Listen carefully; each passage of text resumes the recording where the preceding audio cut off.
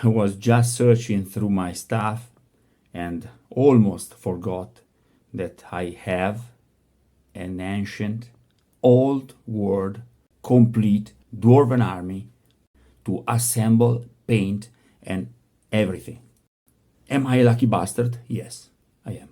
Actually, I cannot wait to start and have finally done the dwarven army.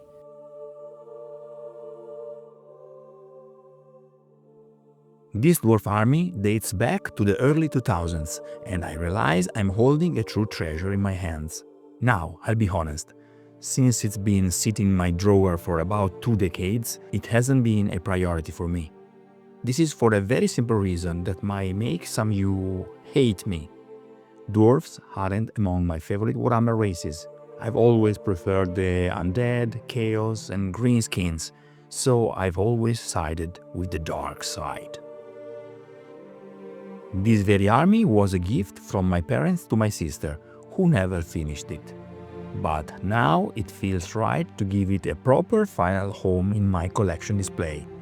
Considering the fact that it's surrounded by some poorly painted pieces by an 11-year-old Max, any paint job I do today shouldn't look too out of place. Golden Maple's washes are incredibly fluid.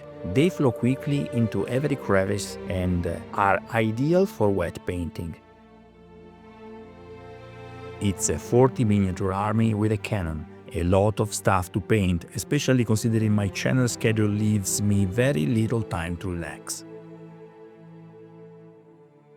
So I decided to mix business with pleasure. I want to test Citadel's contrast paints and Golden Maple's wash colors for the first time, along with some new and practical brush sets. All to complete the entire army in the shortest time possible. Please don't judge my painting too harshly. Instead, appreciate the effort and determination to bring a whole army to completion. For this kind of fast painting, it's essential to start with a black priming and then apply a white primer from above, using the zenithal highlight technique. At this point, contrast paints show their effectiveness. They combine the coverage of a high pigment paint with the fluidity of color washes. The paint instantly settles into the recesses while staying lighter on the raised areas. As you can see, I use wet-on-wet techniques for most of the initial stages. This way, the paints blend gently without losing their characteristics. That's why I always work with colors that are close on the color wheel: green, yellow, brown, red, orange, blue, purple, and so on. In this stage, there's no need for precision or neatness. The goal is to cover the model quickly, resulting in a natural messiness that forms an interesting base for dry brushing later when everything is completely dry. For the decoration of the army banners, I don't want to fool anyone. My painting skills are really too poor to try anything freehand. I would do it if I had much more time at my disposal. I cheat a little. I printed a series of decorations for dwarven banners from the internet. I don't have the authors of these works, so whoever and wherever you are, thank you for your art.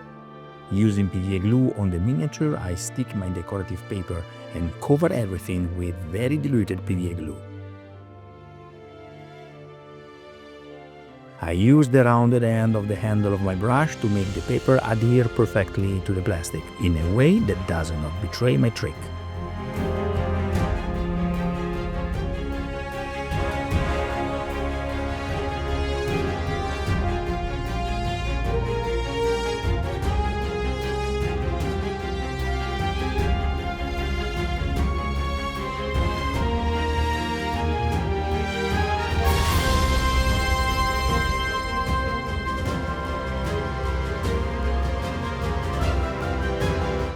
As for the bases, PVA glue over a grass-green scatter, some static grass and a touch of dimension with a small tuft.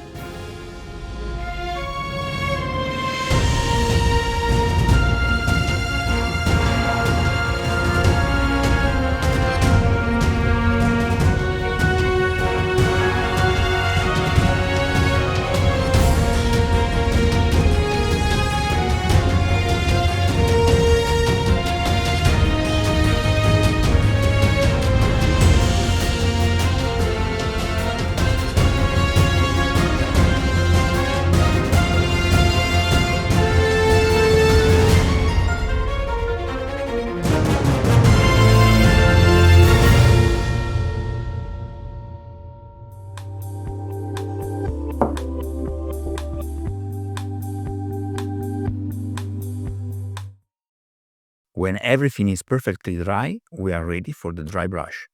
I use a soft bristle round brush, suitable for dry brushing. This is part of the golden maple set. I make sure to get most of the paint off onto a paper towel, and off we go.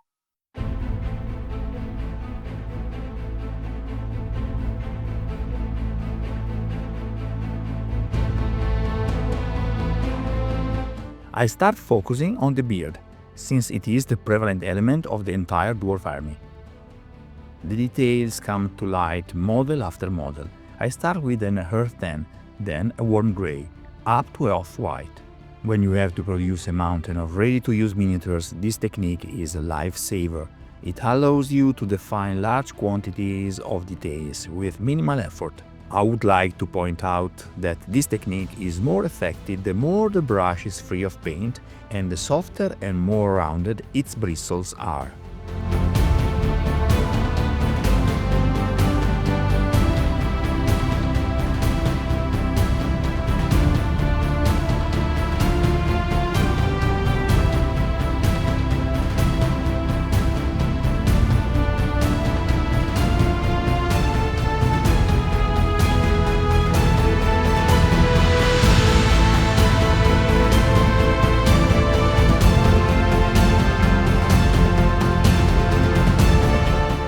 Throughout the process, I complete several groups of miniatures. The first 5 to 10 helped me to understand the model, understand which parts deserved a more in-depth approach and which instead were more generic traits. For example, the beards and chainmail large surfaces are certainly important but can be managed in bulk, while the banners, weapons and more particular accessories deserve additional time precisely because they are unique pieces.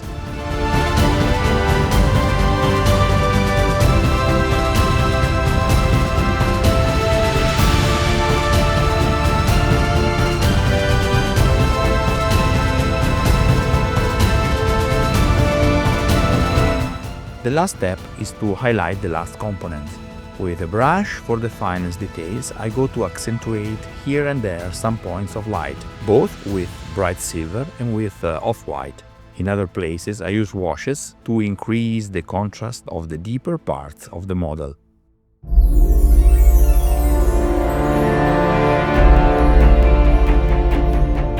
The final result is not a series of perfect models, but a coherent set of decent miniatures, but above all, finished miniatures. The goal has always been to complete the army in the shortest time possible, and I must say that I would not be ashamed to bring these miniatures to a gaming table. Deep down I know that if I wanted to improve them, I could always paint them better, but for now, I'm enjoying my army.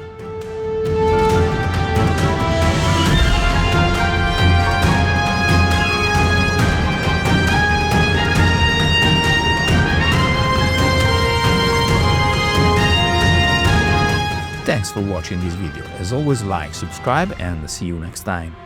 Happy crafting!